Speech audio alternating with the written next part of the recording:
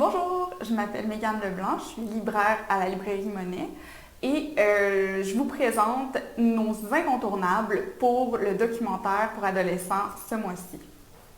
Donc on commence tout de suite avec Rester libre, qui est un ouvrage collectif en fait avec plusieurs auteurs et qui présente un paquet de portraits, une trentaine environ de gens pour qui la liberté a été une lutte fondamentale dans leur processus. C'est à la fois des figures politiques, artistiques, sociales. C'est vraiment très, très divers. Il y en a de plusieurs origines aussi.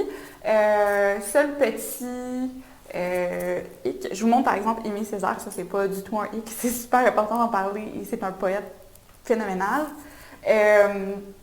Seul petit hic, c'est la parité. En fait, il y a seulement un tiers des personnes représentées qui s'identifient comme des femmes. Donc, c'est un peu dommage. Seulement, le texte est ultra accessible. C'est super intéressant.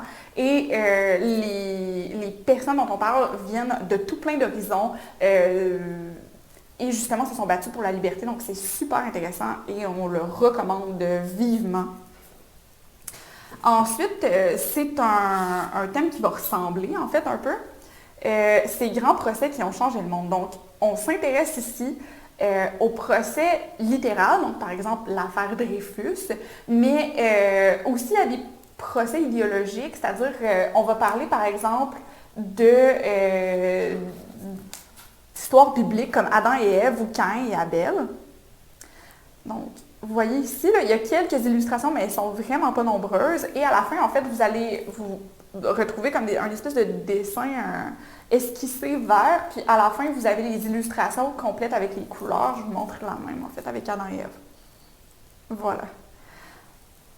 Donc, c'est pour parler, en fait, non seulement du système de justice, qui est un peu expliqué. On se rappelle aussi que ceci est français, donc c'est pas nécessairement exactement les mêmes termes ou les mêmes lois qui sont au Québec ou au Canada.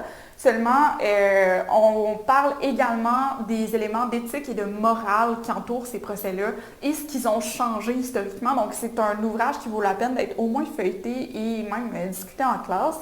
On le recommande pour secondaire premier cycle, tout comme le premier que je vous ai montré. C'est des thèmes qui sont abordés relativement légèrement. Il n'y a pas de contenu graphique ou de thèmes particulièrement choquants, outre les sujets en fait des procès pour celui-ci.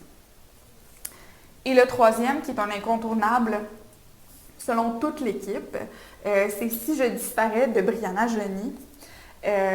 Pour la petite histoire, en fait, ce livre-là est écrit et composé à partir d'une lettre qu'une jeune fille autochtone avait écrite, en fait, à son gouvernement, à Winnipeg, en fait, et qu'elle a adressée à la fois aux officiels, c'est-à-dire le maire, des députés aussi de sa province, mais également au chef de police, et qui parlait, en fait, de la disparition des jeunes autochtones qui est traitée moins sérieusement que les disparitions d'autres jeunes de la communauté de Winnipeg.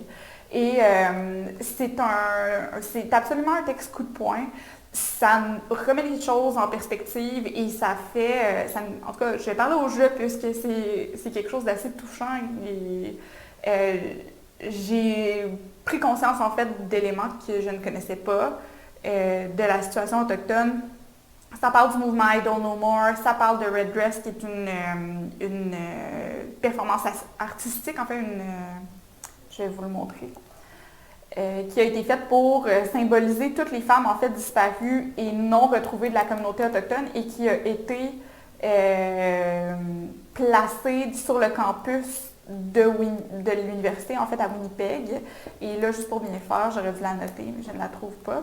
Et la jeune fille, en fait, dit que si elle disparaît, elle joint, en fait, une photo d'elle-même à la lettre et dit « Si je disparais, s'il vous plaît, agissez rapidement et si vous me retrouvez et que je deviens une statistique, en fait, enterrez-moi dans ma robe rouge. » Donc, c'est très dur, mais c'est absolument magnifique et absolument essentiel. C'est un incontournable de ce mois-ci et des prochains, absolument.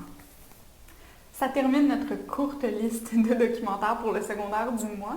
Je vous souhaite un bon choix, une bonne lecture, puis on se voit le mois prochain.